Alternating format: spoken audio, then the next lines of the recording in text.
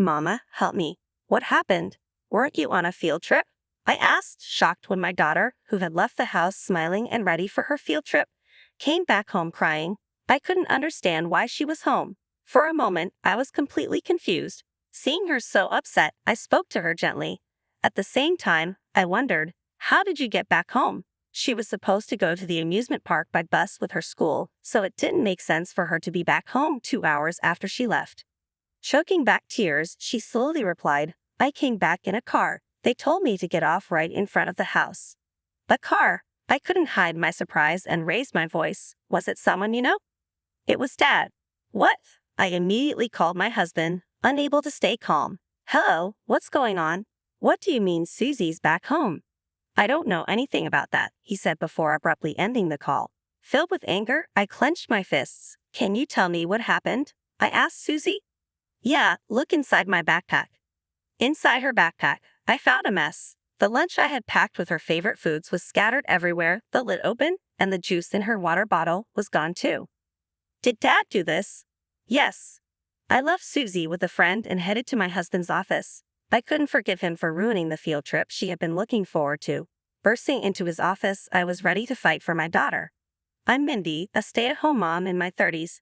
I live with my husband Tom, who is 3 years younger than me, and our 6-year-old daughter Susie. But Susie isn't Tom's child. She's my daughter from a previous relationship. Maybe you should think about remarrying. Yeah, but I still can't forget him. I lost my first husband in a car accident 4 years before marrying Tom. My mom worried about me and suggested I remarry, but I just couldn't think about it back then. At that time, I was working as a temp in an office, doing my best to provide for my daughter. That's when I met Tom. Aren't you working too much lately, always staying late at the office? It's nothing new, I'm fine. I'm worried about you. Let me help so you can finish up early. Tom had just joined the company and was always kind to me. Honestly, I was trying not to get involved with men at that time, but I couldn't push Tom away. He probably reminded me of my late husband. You don't have to pay so much attention to me, you know. Why is that? Tom asked. Because I like you, Indy. Huh. His sudden confession caught me off guard, but I'm divorced, you know. That's okay with me. And I have a child. There was a brief pause, and I thought I saw Tom's eyebrows twitch. It's okay. His words shook me. I was happy, but responding right away seemed too irresponsible. I can't answer right away. I understand. I'll wait for as long as it takes. When I got home, I was really torn about what to do. Later, I made a proposal. It was to meet my daughter. If Susie accepted him, I'd consider his confession. Hi, I'm Tom. I'm Susie. Nice to meet you. The following weekend, the three of us went out together. To my surprise, Tom and Susie bonded more than I had expected, like a real father and daughter. Seeing this, I felt reassured and decided to give my answer. About what you asked before, if I'm okay, then yes, I'd like that. Really, that's great. And so we started dating. 6 months later, we got married. I was excited about our new life together, but marriage doesn't always go as planned. Our new life began in a home we rented. Susie seemed happy, which put me at ease. However, that was only in the beginning. Now that we're married, I want you to be a stay-at-home mom, Tom said. What? Why all of a sudden? I think it's better for Susie. But Susie is starting elementary school this year. Tom's expression turned irritated. Besides, working together in the same company is inconvenient considering what others might think. Maybe, but let's go with that, okay? His earlier annoyed look disappeared, replaced by a smile. Not wanting to argue just after getting married, I reluctantly agreed to his proposal. From there, our relationship gradually worsened. Okay, I'm off to the hair salon. Please take care of Susie. Sure, got it. See you later. Have a good time, Tom said, and I left. This was the first time since getting married that Tom and Susie would spend time alone together. I was anxious but thought it would be fine since they seemed to have a good relationship. But when I returned home after about 2 hours, the house was eerily quiet. I'm back, I called out, but there was no response from either of them. Feeling something was off, I headed straight to the living room. There, I found Susie lying on the sofa. Susie. Huh, Mom. Oh good. I was relieved and collapsed onto the floor. Susie had just been sleeping. Where's Dad? I couldn't feel Tom's presence in the house. He said he was going out and left me alone. What? I tried calling Tom, but he didn't answer. About an hour later, he returned. I'm back, he said. I rushed to the entrance. Where were you? Oh, just went for a walk. What? Leaving Susie alone? Don't be so mad. Susie was asleep, and I just needed a break, but I couldn't overlook a certain change in Tom. That's quite a nice smell for just a walk, isn't it? I noticed a sweet floral scent like body soap coming from Tom. Must be your imagination, Tom said, quickly heading to our bedroom. When he came out, he had changed his clothes, probably to get rid of the scent. It was troubling to think the worst so early in our marriage. Why did you change? I got sweaty. Anyway, I'm hungry. Since then, I started to have doubts about Tom. He began avoiding us, and it pained me to see Susie looking lonely. It seemed Susie felt the same, sometimes showing concern for me despite her young age. Mom, are you okay? What's wrong? I'm fine. That's good. Were you worried about me? Thank you. I hugged my daughter gently.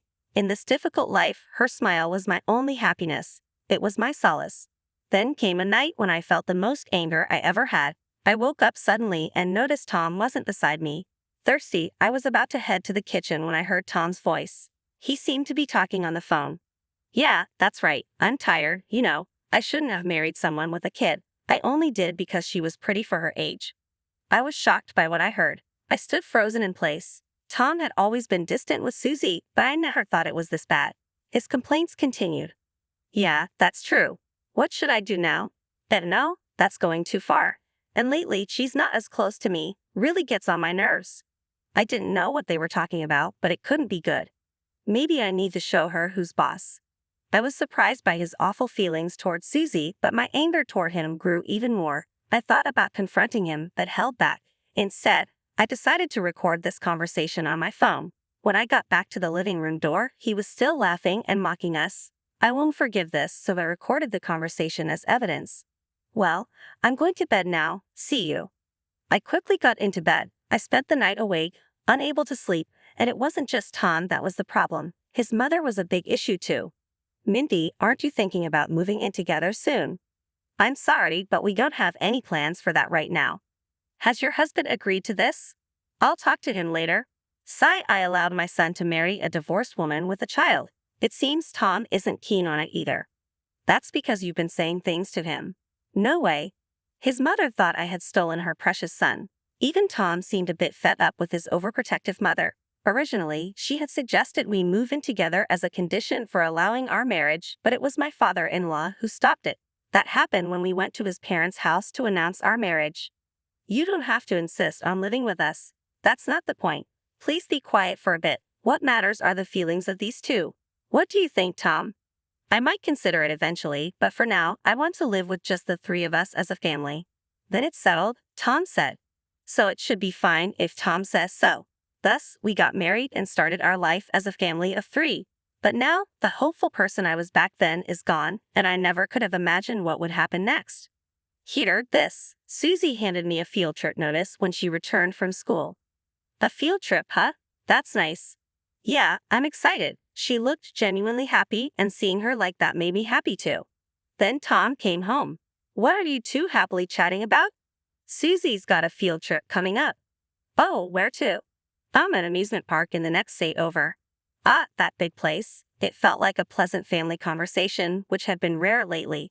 Susie seemed satisfied talking and smiling with Tom. But at that time, Tom was thinking of something terrible to do using Susie's field trip. I'll be home late tonight, so don't wait for dinner, okay? Tom, who had started coming home late more often, seemed unusually happy when he did return. Something good happened. No, nothing special. But again, there was the scent of body soap coming from him. I wanted to let Susie have her field trip without any issues, so I chose to tolerate it this time. Then on the evening before Susie's field trip, Tom came home. I'm home. What a day. You're late again today. What, you got a problem with that?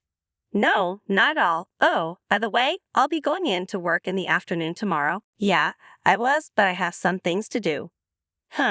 So I'll be heading out early. With that, Tom hurriedly left for work. He seemed a bit flustered, but my attention quickly turned to Susie. Got everything? Yeah. Then have a good trip. Bye. I'm off. Susie left with a beaming smile. She had been looking forward to the field trip ever since the day it was announced. Recently, she seemed a bit down due to my husband's behavior, but I thought this trip would cheer her up. But I was about to realize my mistake. It was about 2 hours after Susie had left. I guess she's probably at the amusement park having fun by now. As I thought this, I heard the sound of the door opening. When I went to the entrance, there was Susie. Mom, help me. What happened? What about the field trip? I don't want to go. I realized this was no small matter. The smile I sought in the morning was gone, replaced by large tears. I couldn't understand why she was home, and for a moment, I was completely lost for words, overwhelmed by her state. I gently spoke to her. Let's go inside for now, okay? Okay, she replied. I sat her down on the sofa and observed her, but she didn't seem to be injured. At the same time, a new question popped into my mind. How did you get back home? She was supposed to go to the amusement park by bus with her school. It was impossible for her to walk back home from there. Sobbing, Susie slowly answered, I came back by car. I was dropped off right in front of the house. A car? I raised my voice in surprise. Was it someone you know? It was Dad. What? I couldn't sit still and called my husband. Hello, what's going on? What do you mean? Susie's back home. I don't know anything about that. The call was cut off abruptly. I was filled with anger, clenching my fists. Can you tell me what happened? Yeah, look inside my backpack, Susie suggested. I looked inside her backpack and found a mess. Her favorite lunch that I packed was scattered everywhere, the lid was open, and the juice that should have been in her water bottle was gone. Did Dad do this? Yes. Understood.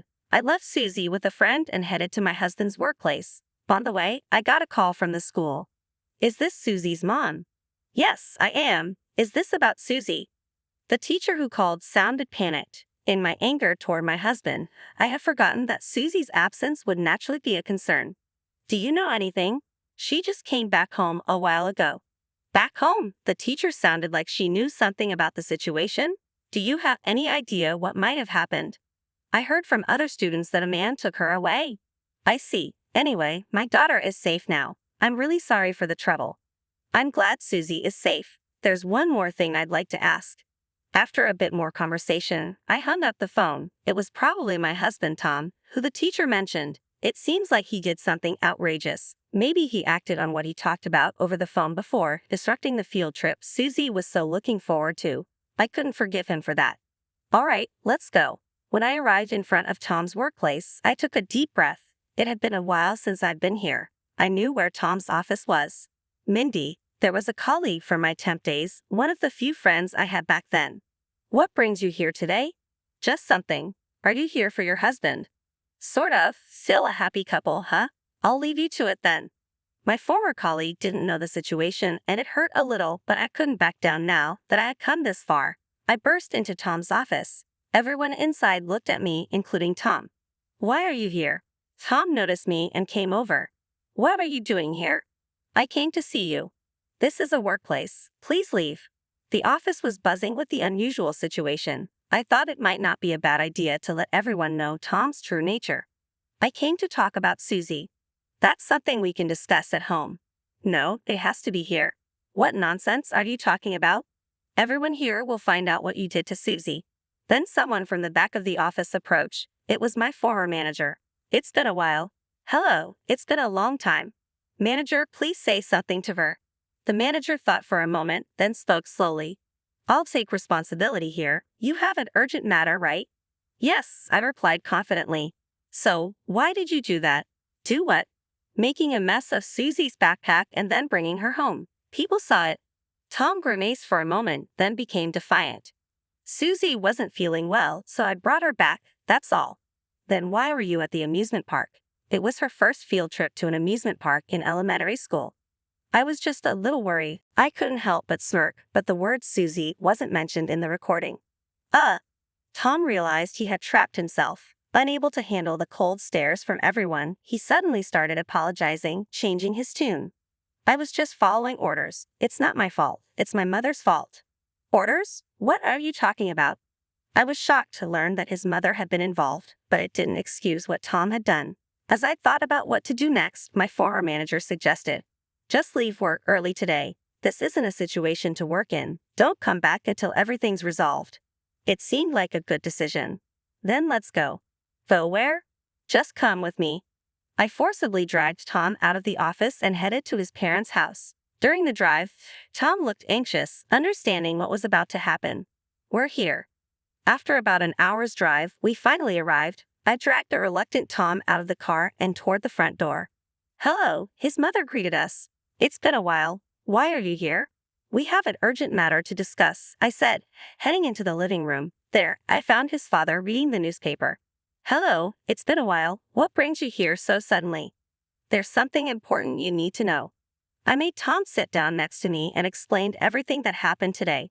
You guys did all that? Wait a minute, that's just her fantasy, Tom's father said.